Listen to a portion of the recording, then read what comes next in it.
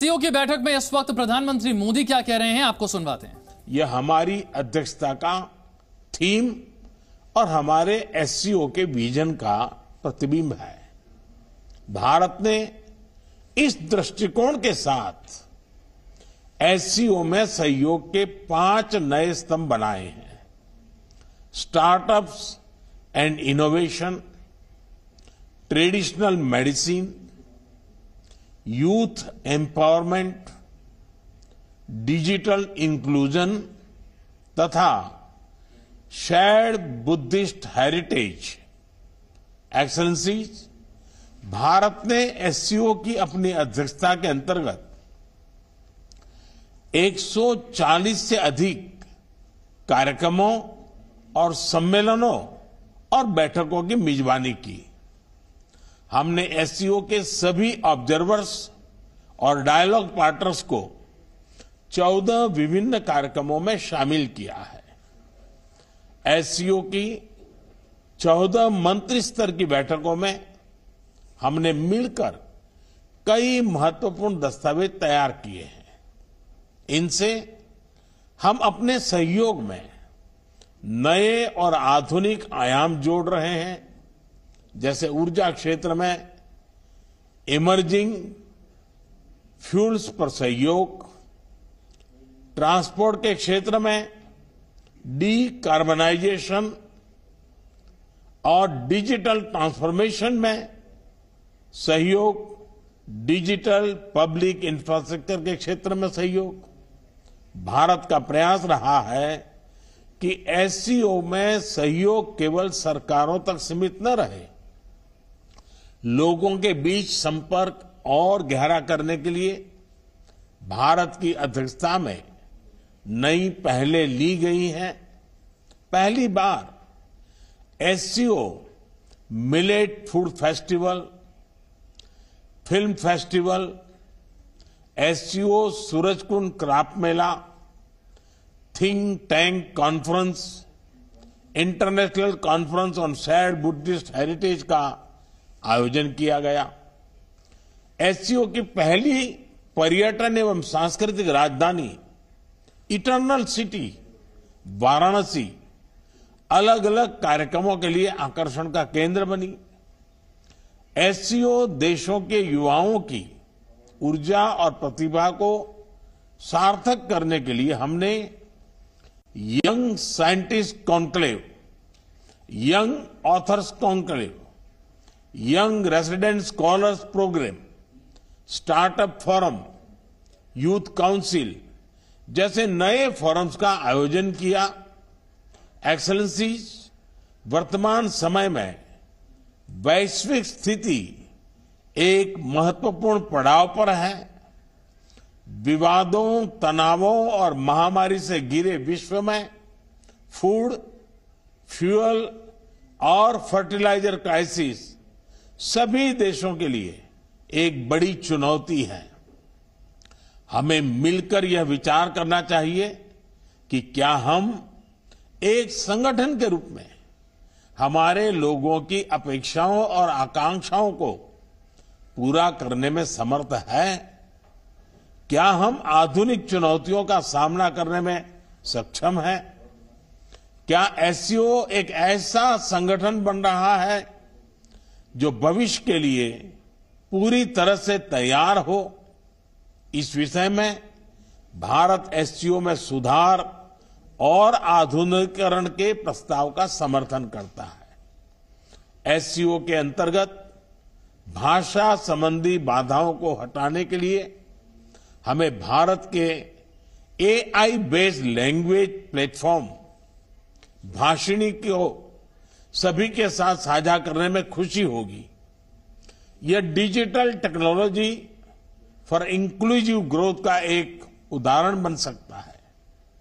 UN सहित अन्य वैश्विक संस्थानों में भी सुधार के लिए एससीओ एक महत्वपूर्ण आवाज बन सकता है। मुझे खुशी है कि आज ईरान एससीओ परिवार में एक नए सदस्य के रूप में जुड़ने जा रहा है। इसके लिए मैं राष्ट्रपति रायसी और ईरान के लोगों को बहुत बहुत शुभकामनाएं देता हूं। साथ ही हम बेलारूस की एससीओ सदस्यता के लिए मेमोरेंडम ऑफ ऑब्लिगेशन पर हस्ताक्षर करने का स्वागत करते हैं।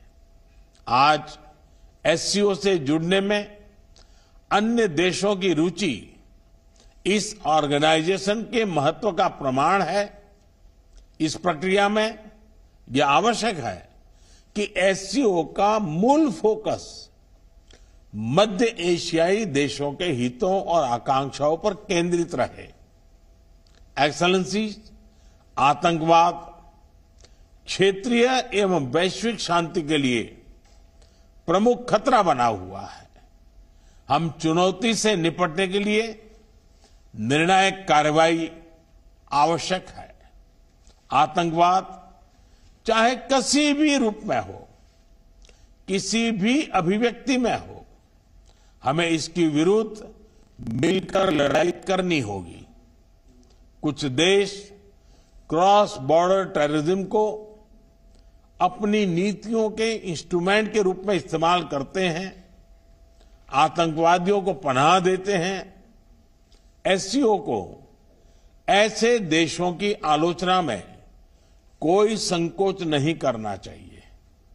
ऐसे गंभीर विषय पर दोहरे मापदंड के लिए कोई स्थान नहीं होना चाहिए।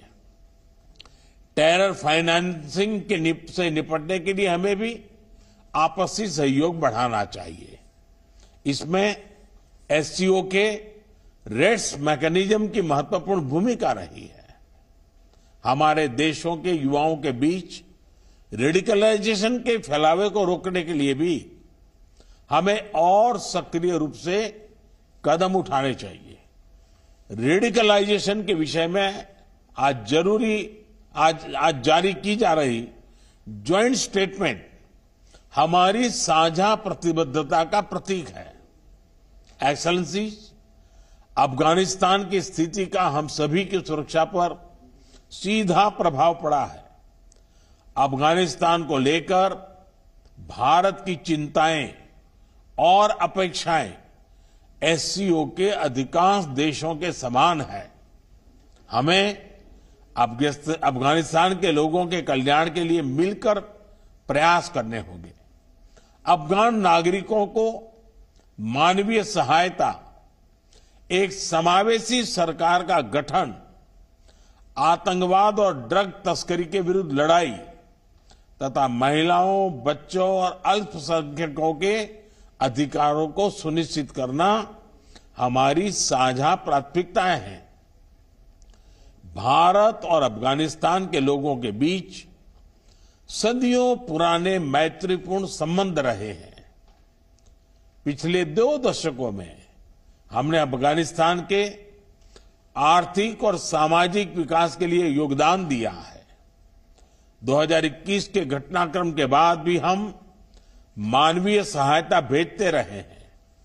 यह आवश्यक है कि अफगानिस्तान की भूमि पड़ोसी देशों में अस्थिरता फैलाने या एक्सट्रीमिस्ट विचारधाराओं को प्रोत्साहित करने के लिए उपयोग न की जाए।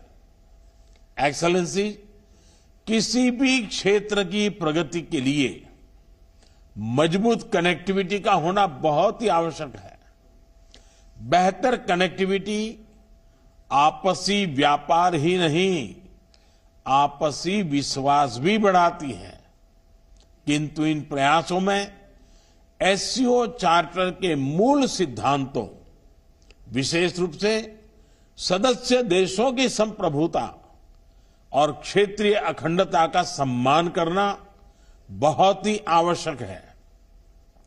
ईरान की एससीओ सदस्यता के बाद हम चाबहार पोर्ट के बेहतर उपयोग के लिए काम कर सकते हैं। मध्य एशिया के लैंडलॉक देशों के लिए international north south transport corridor Indian ocean तक पहुंचने का एक सुरक्षित और सुगम रास्ता बन सकता है। हमें इसका पूरा पोटेंशियल रियलाइज करना चाहिए।